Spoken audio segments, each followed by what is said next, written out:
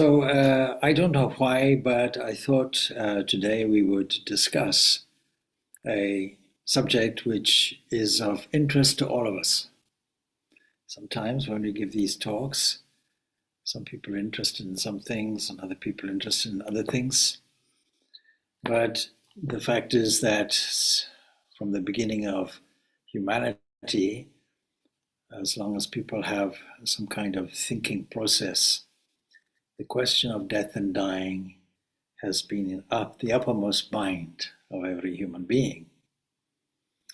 And along with that go questions, because we observe that people die around us. We observe that we also will go this way. And so what happens? Where do we go is the most common question.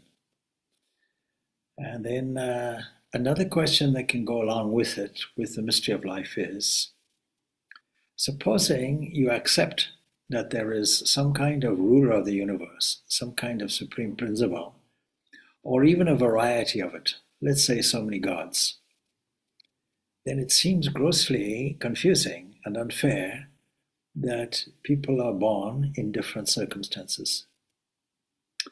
And it seems to be unfair that if you develop a theology and you say, after death, there's an eternal state of heaven or hell, hell being a kind of punishment area, you go to eternal jail, maybe get roasted on a fire there or something like that, get prodded nicely by small demons, prodding you with kind of spears or sticks or something like that. And so Middle Age art in European society has made an enormous graphic description of this post-mortem condition. Heaven, on the other hand, is floating on the clouds. They give you a harp, you play nicely. It sounds very boring to me, but nevertheless, that's how it is. And so how do you clear this up? How do you clear up this state of eternal, no second chances? Now, the Roman Catholic Church, over a period of time, solved the issue to some extent by saying, well, there is an intermediate stage, something called purgatory, where you literally purge yourself and go on. And if we talk about the Vedanta system, or the Hindu system, Buddhist system, the Oriental system, I think it is designed to solve all of these issues and problems, 3 of them. And so there's no doubt that this is a common experience, and somehow we feel that it is unique to our circumstances.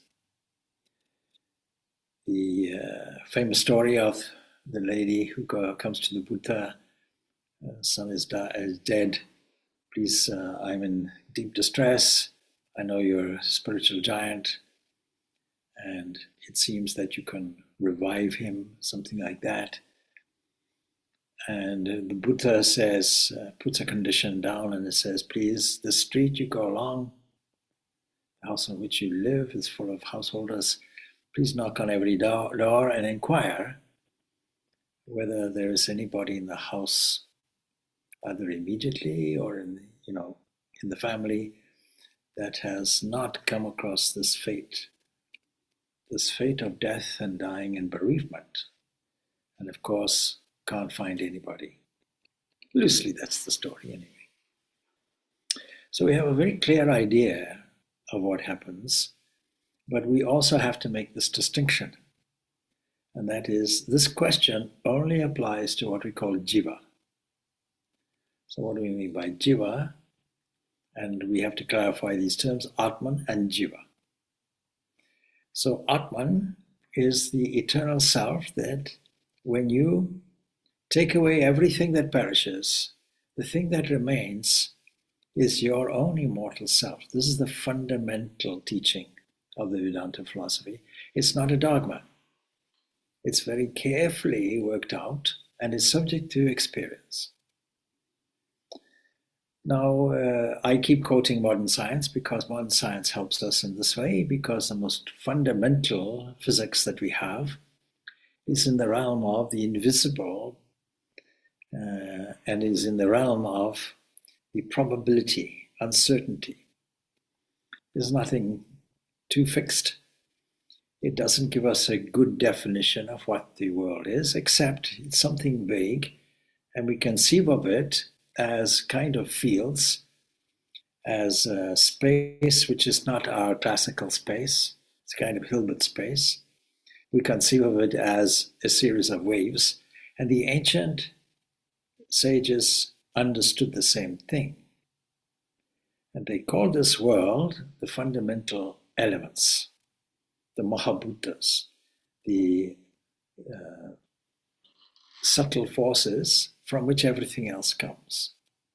They also understood the psychology of the human and said that every action accompanied by a thought, and every action is, gets deposited in a kind of fixed deposit account, and the accumulation of this we call overall samskaras, subtle impressions that find their way into the unconscious mind and have consequences. So this brings about a law. This is a law of karma. And often people bandy the term, oh, this is my karma, or what a pity, I wonder what my karma will be, a complete misunderstanding of the term. So we have to clarify what we mean by this. Firstly, of course, the action and its consequences and the deposit in your fixed deposit account called the unconscious is purely to do with the jiva. That is, all the accumulated evolutionary state that you find yourself in. But it has no relationship at the end of the day with the Atman, the self. The self doesn't move, it is not born, it doesn't die. So the question of dying doesn't arise at the fundamental level. It only arises at the superficial level, the worldly level. The other principle is that what happens on the individual level happens on the cosmic level. This is the one axiom that we produce, that we are a kind of miniature universe, and just as our own small universe goes through a waking state, a dream state, and a dreamless sleep state, so the whole universe goes through the same thing in incalculable eons of time. 4.3 billion years is said to be one complete cycle. And so that's made up of 4 ages. And so we take that 4.3 billion, we divide it by 4, and we times it by 1,000. This is a day of Brahma. So you can see we're now into trillions and trillions and trillions of years from the human point of view. And we can only calculate things from the human point of view. It's not the only point of view. It's just from our geocentric position. So a lot of years. You don't have to calculate it precisely, but it's a huge amount of time. Stimulating a comment from the Carl Sagan, who was a very famous astrophysicist, and he said really only the ancient Hindus had this idea that is close to our modern understanding of the universal time. There are some Christian schools of thought that calculate the genealogy contained in the collectively what's called the Bible, and going back and calculating everything begins 6,000 years ago, and it begins with the big explosion. That's the latest understanding. And the latest understanding, we are seeing the evidence of this big explosion.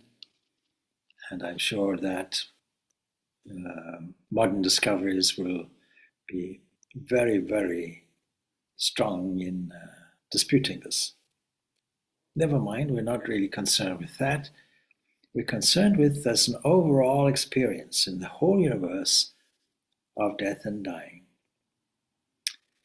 And the specialist in this a medical doctor who became a psychiatrist was Dr. Elizabeth Kubler-Ross, and she pretty much laid out from her own experimentation interviews with people who were in the dying stage, and she managed to formulate some general stages that we go through in death and dying. So if my memory serves me correctly, she would say that there is denial. Now, death and dying, or somebody dying, or the process really called bereavement, is the same thing we experience for any disappointment. Supposing you fall in love, of course there's a reason why we say fall, then what happens is if the whole thing falls apart, first of all is denial. It cannot happen to me. And these 4 or 5 various stages that she lays out through her experimentation have been generally accepted as the various pattern overall. That is, an overview of it. Denial, and then blaming and guilt and anger, and finally acceptance and so on. All of these are various phases that we go through with every disappointment. Every disappointment that we register is a significant disappointment. And so the scriptures take this up. Scriptures meaning the Upanishads take it up, and the scripture meaning that the Bhagavad Gita takes this up, and many other texts will take it up and answer this question. But first let me lay out this whole issue of appearance, disappearance, coming and going, consequences, causality, etc., known as the law of karma, and we might say, along with it, rebirth. And so this we can say as a doctrine forms an important part of the Upanishadic, therefore the Vedanta teachings. And of course it's exerted a great, great influence on Hindu society up to the present time, and relayed to the Western world as a kind of fatalistic doctrine. But that's not how it is. There's nothing fatalistic at all about it. It's a deterministic universe that runs on causality, where every action has an equal and opposite reaction. This is not only from the psychological point of view, but also from the material point of view. At the fundamental physics level, underneath all of that, a kind of subtle causality still goes on, but the causality is to do with subtle movements, arranging and rearranging to come out in the deterministic universe. And thinking and thought is the most subtle of all these forces. As I mentioned probably in other talks, we are accustomed to think that we have our individual minds, but that would be a fallacy. There's only one mind. What we call my mind, erroneously, is just a kind of substation, a kind of transistor arrangement.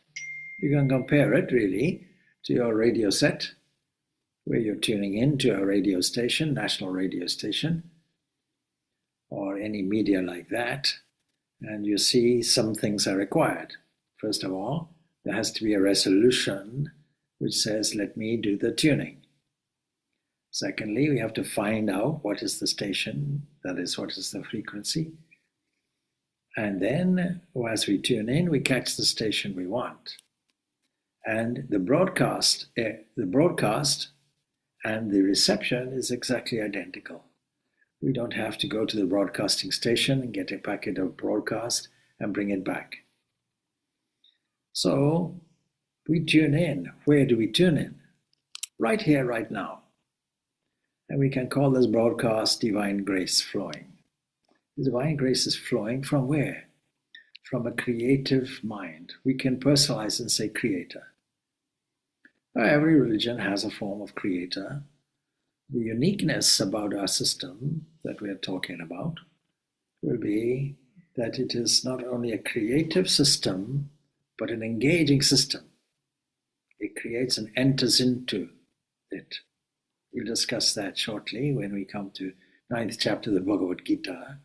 And there it's described very beautifully, this entry, how this nature is not divorced in any way. The creation is not separate and divorced from the Creator. And so for this reason, we call it Shristi, something that is projected, not something that is manifested, not something that is dualistically separate. So the doctrine of this karma and rebirth was formulated in response, as I say, to the questions about death. And it explains the equality of a person, of man and man at the time of birth. And it gives reason also to believe in a moral foundation of things. If we love, we'll be loved. If we hate, we'll be hated. It's a reciprocal law. It's a law of sowing and reaping. It's a law of giving and receiving. And so, when we think that somebody who is extremely vile and extremely evil and seem to be getting away literally with murder, it doesn't seem very just, because there are other people who are suffering from this, maybe even, and who seem to be taking the brunt of it. And they're living a good moral life. Where's the justice in that? So the doctrine of karma and rebirth is, of course, the original contribution of the Vedanta and the original contribution to the world philosophical thought. And it must be clearly understood that it does not apply to the life monad, to the entity that is imperishable called Atman, the immortal self. The question of being born and living and dying does not occur at this level.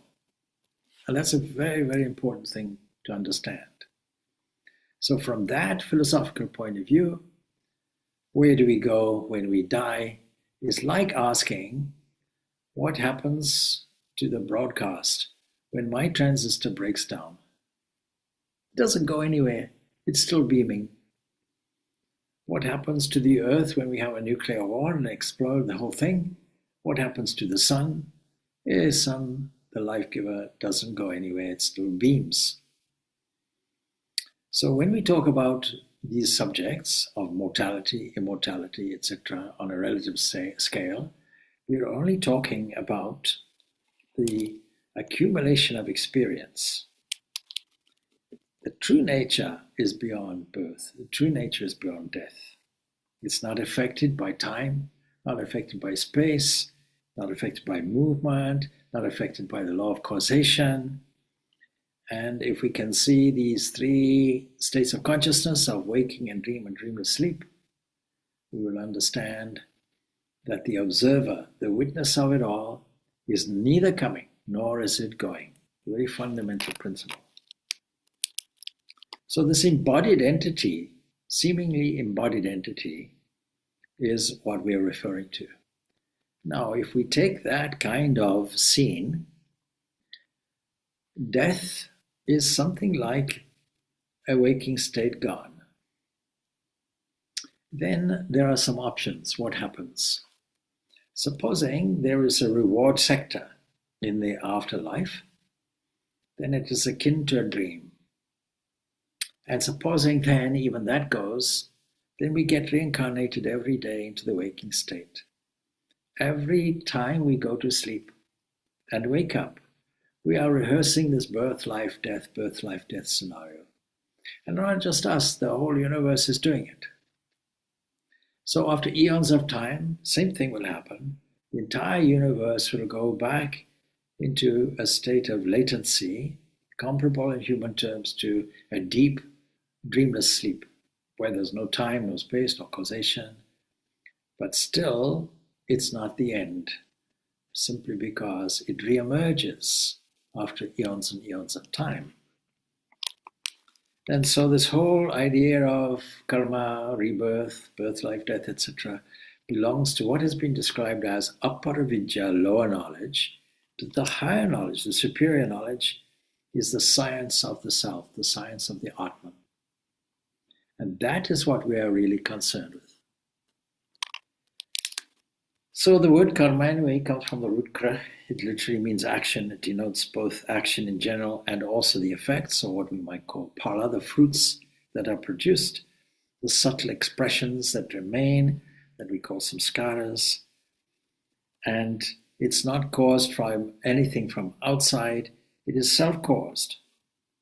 So we are molding our own future by how we think, how we react to the world, and how we view it.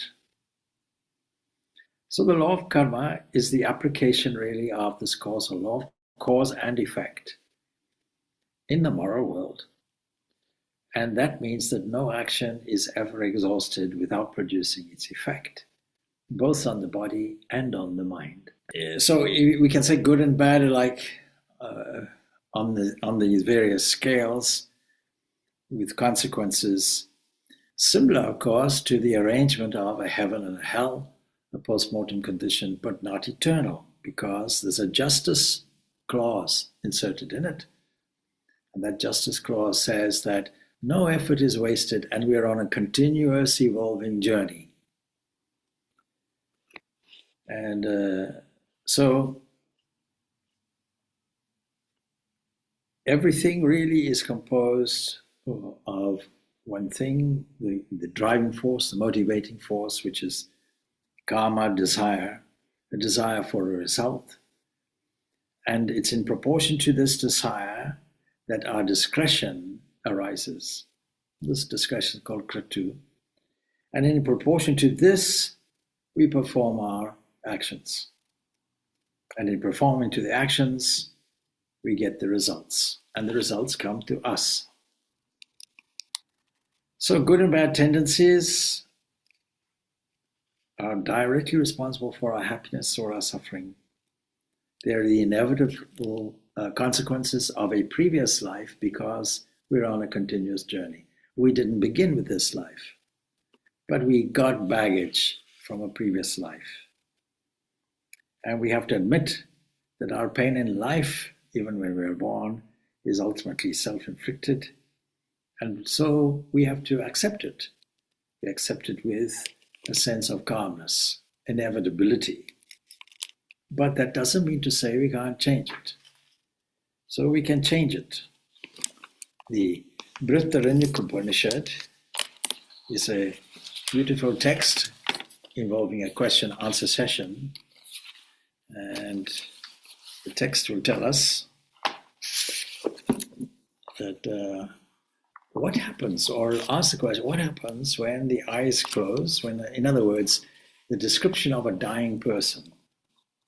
It's a wonderful thing. It says, now when the self having sunk into weakness, that means the psychophysical self, sinks as it were into unconsciousness, then those senses and the energy associated with those senses, in other words, pranas, gather around him.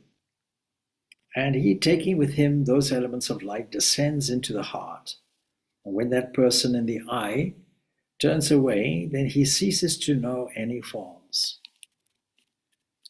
So the author of this has studied this phenomena of death very, very closely.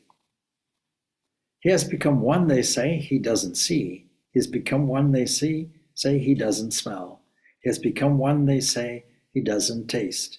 He has become one, they say, he doesn't speak. He has become one, they say, he doesn't think. He has become one, they say, he doesn't touch. He has become one, they say, he doesn't know. The point of his heart becomes lit up, and by that light the self departs, the soul departs, the jiva departs, the life principle departs, either through the eye or through the skull or through other places of the body. And when he thus departs, thus the life that is the vital breath departs after him, you must have noticed. And while life thus departs, all the other vital organs, or the vitality, the warmth in the various organs depart after it.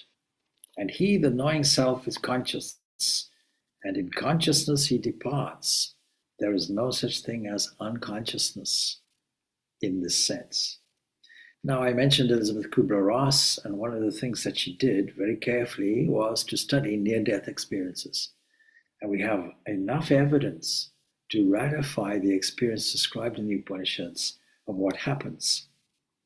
So there are several paths.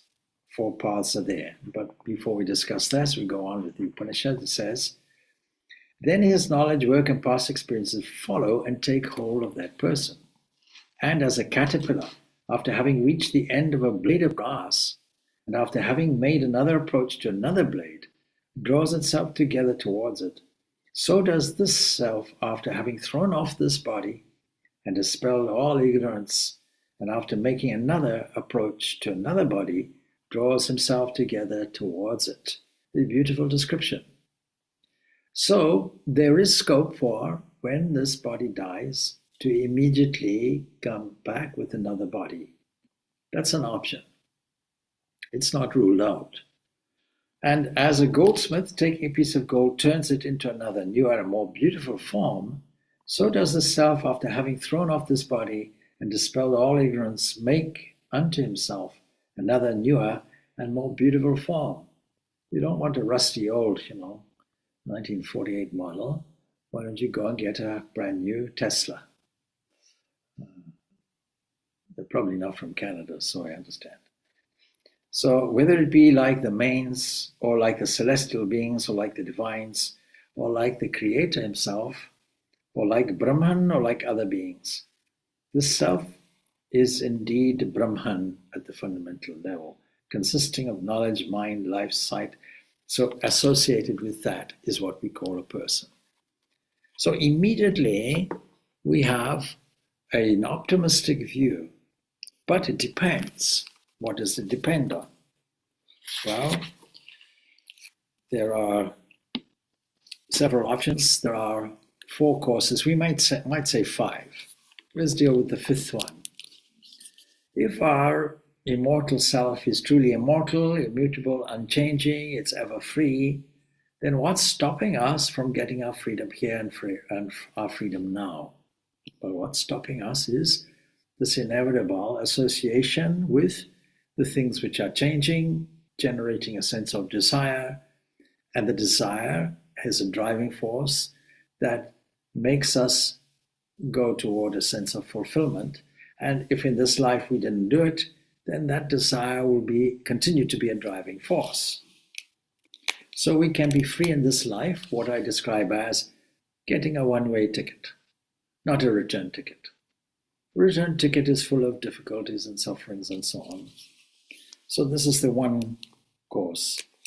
Now the 4 other courses, which are more general.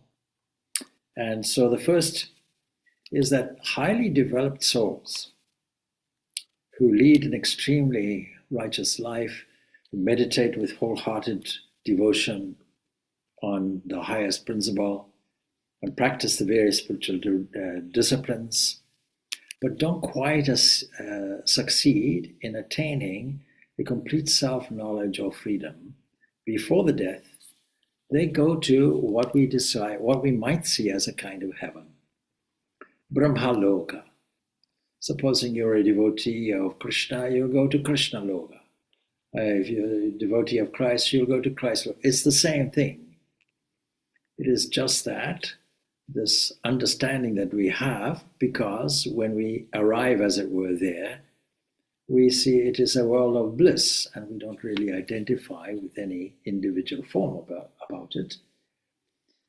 And so this is the plane of cosmic consciousness, the personal God, if you will, God's mind, cosmic mind that we were describing, the broadcasting area, if you will, and roughly corresponds to the heaven of, let's say, Christianity, roughly.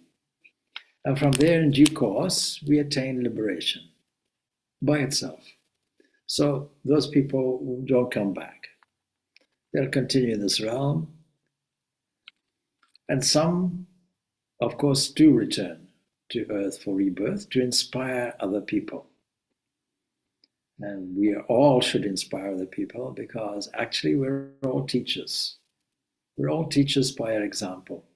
And there's no point in human encounter unless we leave our mark, never mind about death and dying, but leave our mark while living, leaving people with smiling faces, alert and shining eyes, a kind of sense of joy and bliss, leaving that in the wake of people. People come into your company.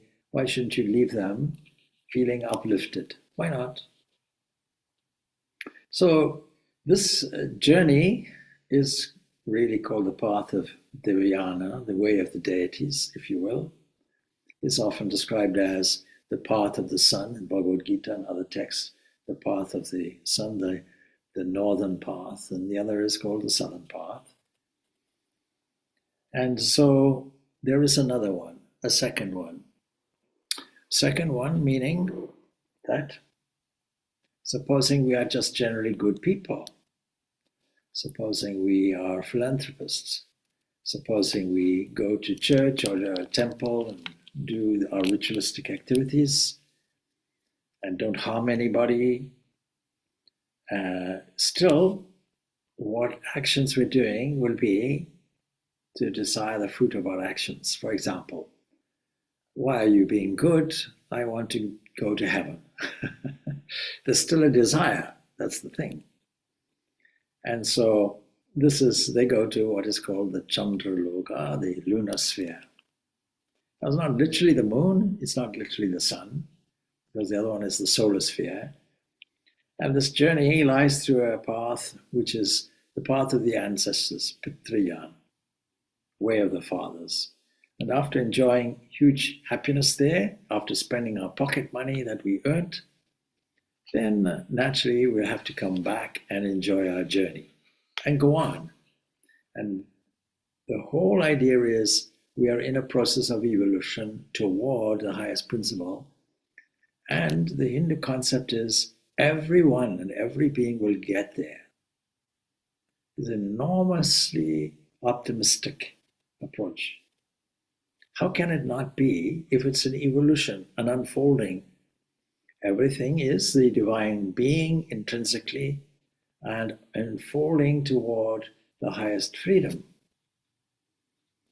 And so we still come back and cherish their worldly happiness and continue their journey and still fulfill their desires and carry on with it. And the desires can be desires for fulfillment in family, or the desires can be fulfillment in things they should have achieved, could have achieved, and didn't achieve. It could be objects, or it could be conditions or circumstances or environments. Thirdly, there are those who perform actions which are morally forbidden, immoral actions. They are irreligious generally and probably unethical. And so they will then continue. They'll get their reward, no doubt, but they have to continue this evolutionary conditional world, and they will be born as maybe subhuman bodies, maybe animal bodies, something like that. And that we can generally call hell. That's the theological hell. If you think this life is hell, then you're very close to understanding what hell is as a definition. Anyway, after expiating all their evil actions, they're reborn as these human beings, ultimately. And then the fourth kind, fifth we said was liberation. Fourth kind will be those who are really, really extremely vile, extremely evil. And so those people, they'll spend many births as such insignificant creatures as mosquitoes and fleas. And if you ever wonder why mosquitoes are there, they don't seem to have any intrinsic function or value. They're there to give these souls an opportunity to progress. So the point is, every being has an opportunity. There are unlimited opportunities for us to pass our worldly university exams. In the long run, they will return. So from the Vedantic standpoint, dying can be compared to falling asleep, and after-death experiences to dreams, and the action of thoughts of the waking state will determine the nature of our so-called dreams. And so in the same way, the soul reaps after death the results of the actions and thoughts which it performed and cherished during its life on the earth. And they may be described according to their nature as those of heaven or hell, or these are just descriptions. But when the soul awakens after the sleep, finds itself reborn as a human being. And the fact is that we are all in a kind of sleep. We're all hypnotized by the world. But we have to understand again and again that these courses do not apply to that fortunate soul who attains this knowledge of Brahman here in this life, here and now. For that person, going, coming, moving, they don't apply. And so they can be just imagined, no doubt. And that person gets absorbed into Brahman. Now, this whole idea of karma is divided, as it were, and compared to like shooting an arrow at a target. Once you shot the arrow, it's gone. You can't just grab it back again. So there is something called sanchita karma, that is all the accumulated effects of your actions over eons of time, no doubt, that have now accumulated and resulted, but have not come to fruition. And a subsection of that will be prarabdha karma, and prarabdha karma you cannot escape. This effects you will have to go through in this very life, but if you are liberated and if you are of the highest level, then the rest of the sanchita karma can go away. And the other kind of karma, this you can say agami, pronounced like that, is future karma. It hasn't arrived yet. It's still an arrow to be shot. So it's up to you how that gets organized. And that, of course, eventually will be, the karma of the past. So the karma of the future is entirely up to us. This means that there's no outside influence. There's no fatalistic aspect to this. It means that we are entirely responsible for our own future condition. The fruit of all karmas must be reaped by the individual himself.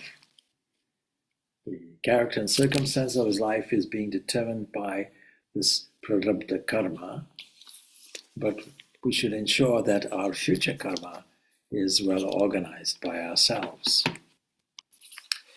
Now, the Bhagavad Gita, the chapter 9, really describes what the Upanishads have already said. And in order to understand this whole thing, chapter 9 is to do with science. And not just science, but generally undiscovered science. And for this reason, it's called, Raja Yoga, and Guhya, science and secret. The sovereign science and the sovereign secret.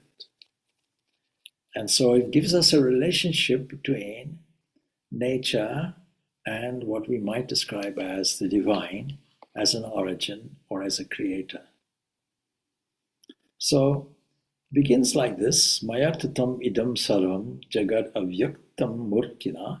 All this universe, whatever exists, your small universe and the big version of it, is pervaded by me, says Krishna, representing the highest divine. In my unmanifested form. That sounds contradictory. If it's unmanifest, can it be a form? So these are just convenience, conceptual language. All beings, he says, exist in me. But I don't abide in them. That's one position. And nor do the beings dwell in me. So if you think it's confusing, he clarifies, behold my divine yoga, my magic show, my appearance, my maya. bringing forth and supporting the beings. That's where you came from. Myself doesn't dwell in or is not limited in any way by these beings. And so there's an example. Yata kashashtito nityam, as the mighty wind moving everywhere ever rests in space, know that even so do all beings rest in me. This has to be understood time and time and time again, because it gives us strength, it gives us faith. At the end of the cycle, cosmic cycle or individual cycle, all beings go into my nature, my unmanifest nature. And at the beginning of the next cycle, I send them forth again. This is the drama of what we call birth, life, and death. And animating my nature, I send forth again and again all the multitude of beings, helpless under the sway of nature. This is nature's principle, that of the fabric of time, the fabric of space, and the law of causation. But these acts don't bind me, for I remain like one indifferent and unattached to them. And presided over me, nature, the whole of nature produces all of this, the moving and the unmoving, because the world revolves. Our world revolves, galaxies revolve, the whole universe revolves. And of course, most people will not see this, so we have to cultivate this understanding. Then the ways of the devoted are described. This is the way out, because this is the practical portion. So it says, I am the ritual, I am the sacrifice, I am, that is, God is actually in everything. Now, if we go back a little bit, we'll see a description which is there about how those great yogis leave the body, how they relinquish it, and the state of non-return. This is the fifth description, the fifth state that I mentioned. So it begins like this.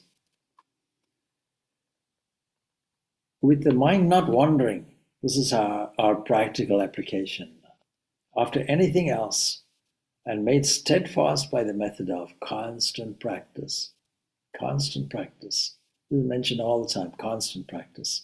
And meditating on the Supreme Resplendent Lord, that's who we reach. Therefore, even previously that, at all times, think of me, do your duty, with the mind and intellect devoted to God, to the divine, to me, you will surely come to me. Whatever you think of at the last moment, when you leave the body, that alone you attain.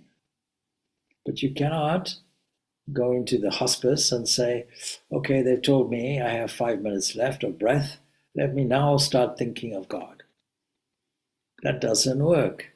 Don't forget, the unconscious mind is a suction, creates a suction. Thought sits there and makes a kind of magnetic force inward. And your whole habit will be your last moment and your last thought. That's not impossible. But we have to now start thinking of now, because now, your now is the last moment. Because the next second is not used. This moment is the last moment. So we have to condition the mind well in this way. Whoever at the time of death gives up the body and departs, remembering me alone, he says, attains my being. There's no doubt about this, he reassures us. Now he is going on to describe, as we have said,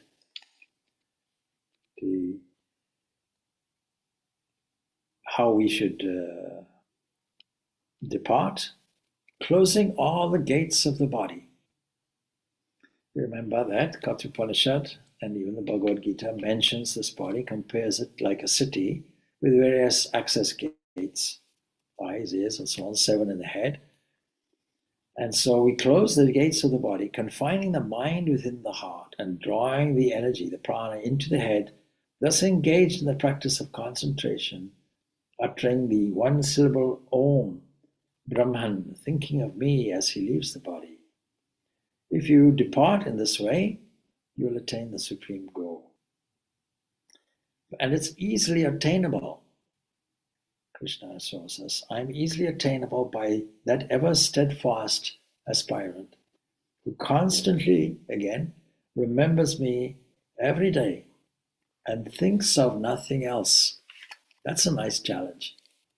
If you, for a moment, stop and think, at this moment, what am I thinking of? And the next moment, what am I thinking of? And when I got up in the morning, what am I thinking of? When I go to bed at night, what am I thinking of? Don't forget, you're dying at night. The last thought you have as you go to sleep will be your first thought on waking.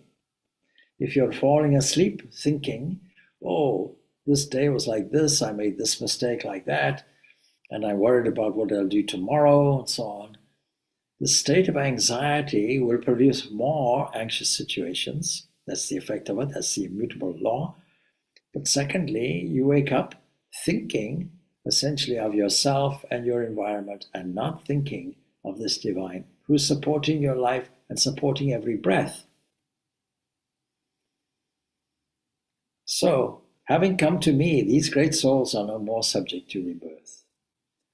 And rebirth, of course, is always transitory. It's the abode of pain. But those people who've gotten outside of that have reached the highest perfection. All the worlds, including this world of Brahma, are actually subject to return. They all go into a state of cosmic dreamless sleep, and then they re-emerge. But on reaching me, there's no rebirth. There's no rebirth. And those who know that the day of Brahma lasts 1,000 ages, 1,000 yugas, we discussed that, and that his night lasts another 1,000 yugas. They are the knowers of day and night. We ask scientifically, what is time? Then Krishna is saying, you'll only understand, really understand time when you understand this cosmic time. And at the approach of the day, that is the cosmic day, all manifestations proceed from the unmanifest. At the approach of the night, the cosmic night, they merge again into that which is called the unmanifest. The same multitude of beings coming forth again and again merge in spite of themselves. They go into the state of potentiality at the approach of night and remanifest themselves at the approach of day. We're talking of cosmic mind, cosmic day. But we are a miniature universe of this. Beyond this unmanifest, there is yet another unmanifest, which is eternally existent and does not perish, even when all existences perish. We call this Brahman. We call this Nirguna Brahman. The rest is Saguna Brahman. And so it goes on like that. Now, the time in which the yogis depart never to return, and also the time in which they depart to return, he describes. Now, we have no idea really, except from near-death experiences, a glimpse of what is meant. So I mentioned these 4 pathways, and where we return ultimately, these 4 pathways. Fire, we don't know what that means, but near-death experience will have some kind of image like that. Fire, light, daytime, the bright half of the moon, 6 months of the sun's northern course. We remember Bhishma on the battlefield waits on his bed of arrows until the right time to depart. Departing then, the knowers of Brahman go to Brahman, and then smoke, night time, the dark half of the moon, 6 months of the sun's southern course. Departing, the yogi reaches the lunar sphere and returns.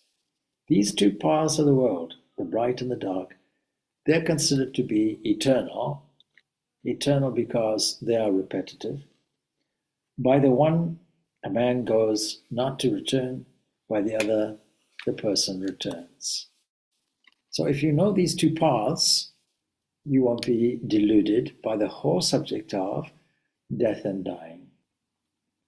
But we have to learn to be steadfast in our practice at all times.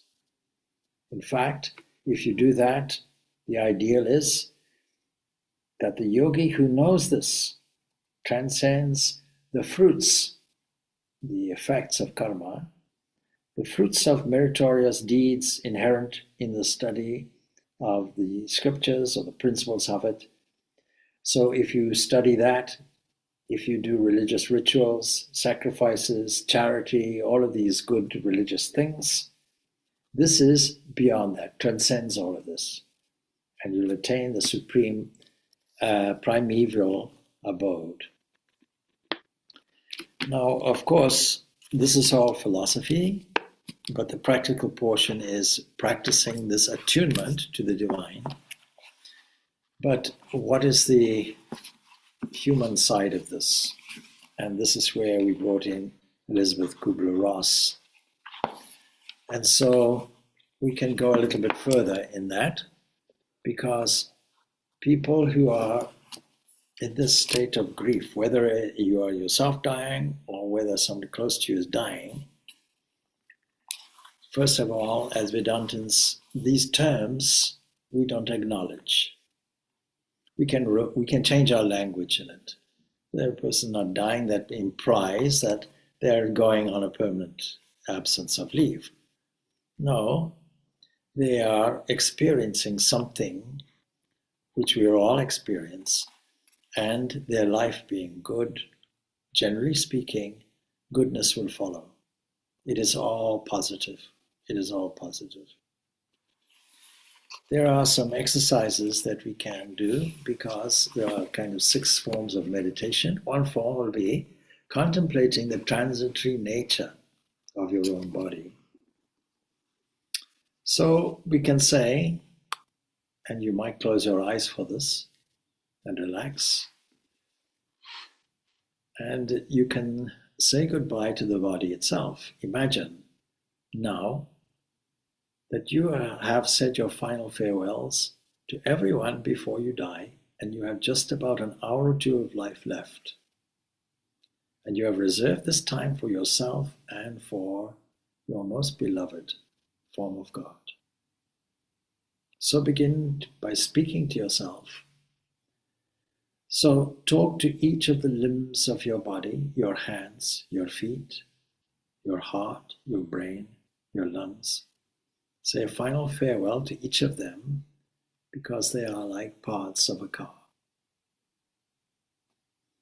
And you may be taking explicit notice of them, actually for the very first time in your life, now that you are about to say farewell to them. You can love each one of your limbs, because they're part of the divine city. And you can take your right hand, for instance. You can thank it for all the services given you. You can do the same with the left hand, etc. You can tell it how precious it is to you, how much you love it.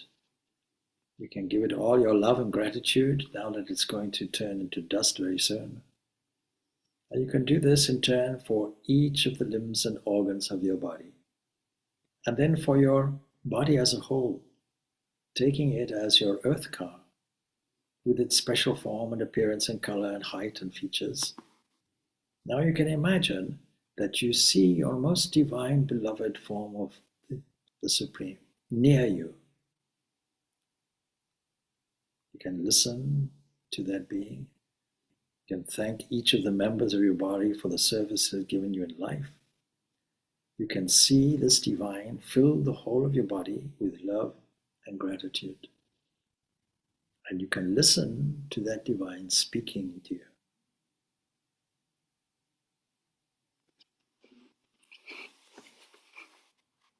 Then you can also imagine yourself, or you imagine your body, in a coffin, laid out in a funeral parlor or something like that for the funeral rites.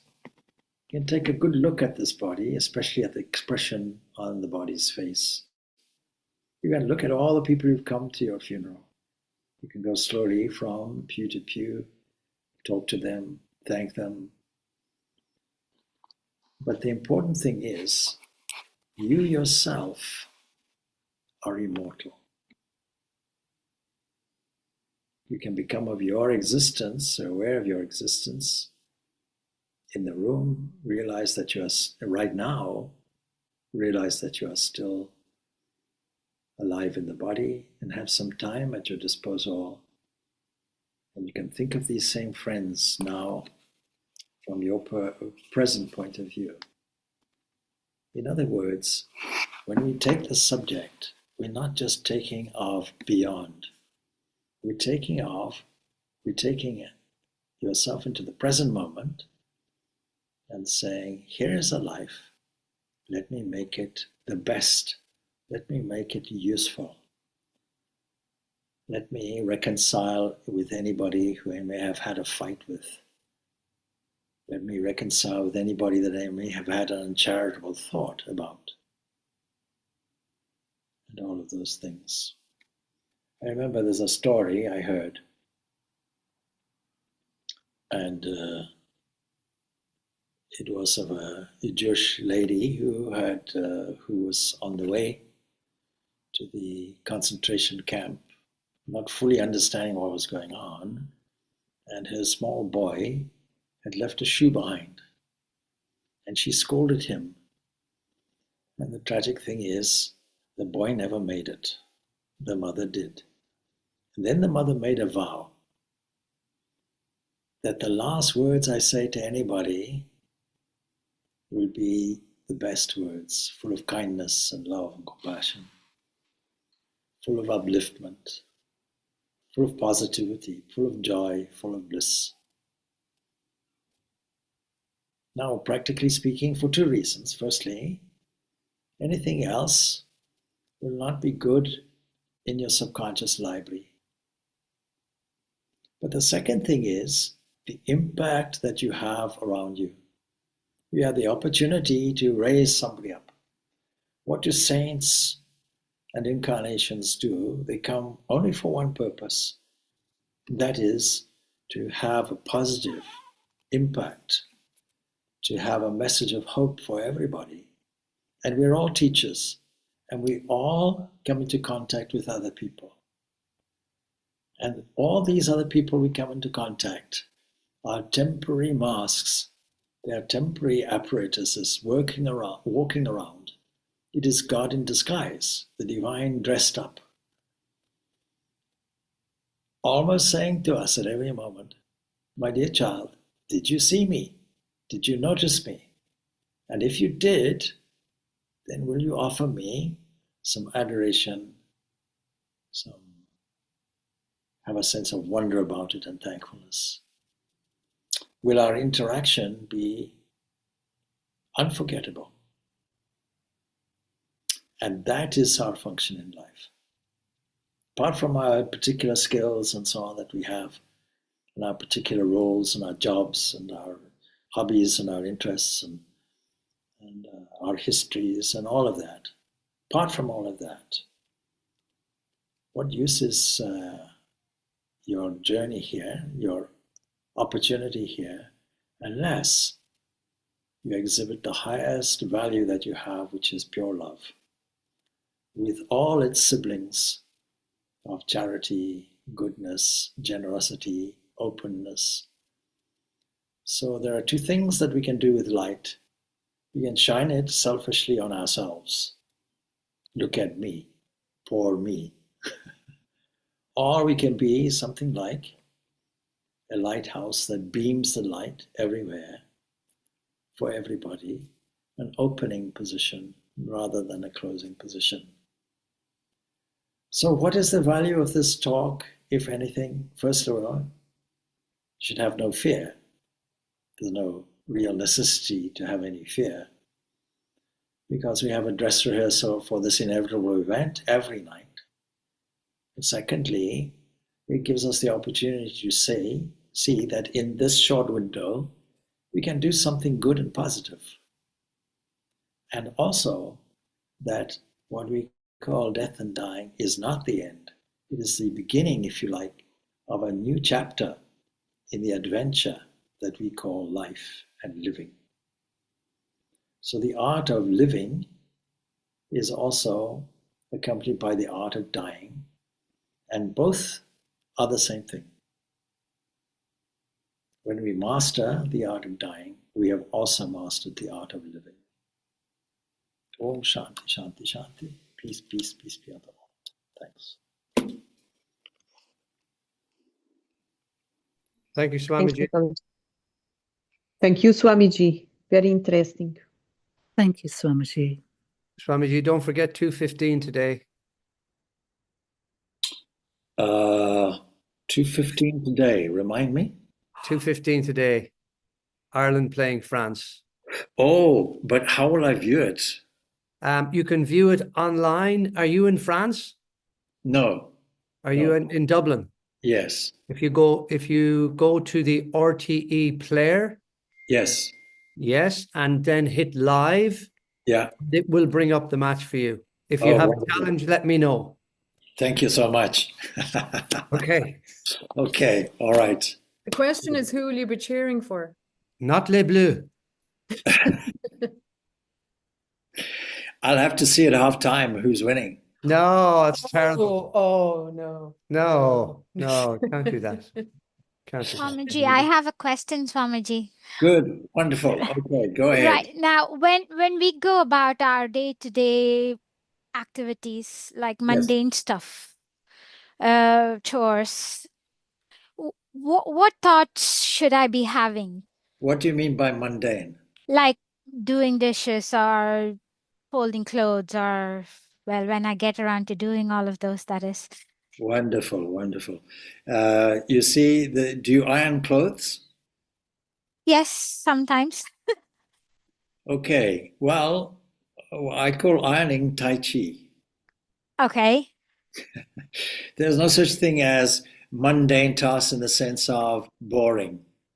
Yes. Well, I don't know. Yeah, I'm looking for another perspective. That's why I asked the question. To me, it's mundane, and that's why I never do them. But No, you see, everything that we do is classified as karma yoga, and there are two ways of doing it. One is with a sense of mindfulness, mindfulness in the unit activity. The second thing would be as an offering to God. So you can do that. You can make the intention before you do, and when you've completed after, because you're not using your own energy, you're using divine energy. So you have to be thankful that energy is expressed in this way. And these so-called mundane tasks don't require actually that much concentration. no. It is our opportunity then to take the wandering mind and think of the divine through japa. Through japa. Okay. Yes. So we continue saying the mantra, doing the activity with a sense of joy and sense of thankfulness that divine energy is being used in this useful way, because dishes don't clean themselves. You must have known. Yes. Thankfulness. All right. Good. Thank you, Swamiji. I sometimes wish that all I had to do in life would be cleaning the floor. It's very simple, not very complicated. No. Sweeping a street, and gives the mind the opportunity to align oneself with the divine and help you to feel I'm doing this activity with divine energy, borrowed energy. What a glory. I often think of Brother Lawrence when this question arises, because practicing the presence, that's the most important thing. And he was doing mundane, so-called mundane tasks, cleaning the floor, answering the door, cooking the food, various other activities. And he wasn't well physically either, but he was always in a joyful mood. Why? Because the company of the divine was always with him. It's not that you have to specially invite God to be with you, because that is always present. You see how Ramakrishna puts it? A child plays with the toys, and as long as the child plays with the toys, the mother says, let's leave him or her. But as soon as the child gets bored and starts crying and says, where's my mother? The mother comes running immediately. Same thing with us. So during these activities, we present ourselves an opportunity for a yearning heart and keeping the divine company. You are not alone washing dishes. The Lord of the universe is there with you, and you're doing it together. He's supplying the energy, and you're supplying the devotion. Okay? Perfect. Thank you so much, Swamiji. All right. All good. Om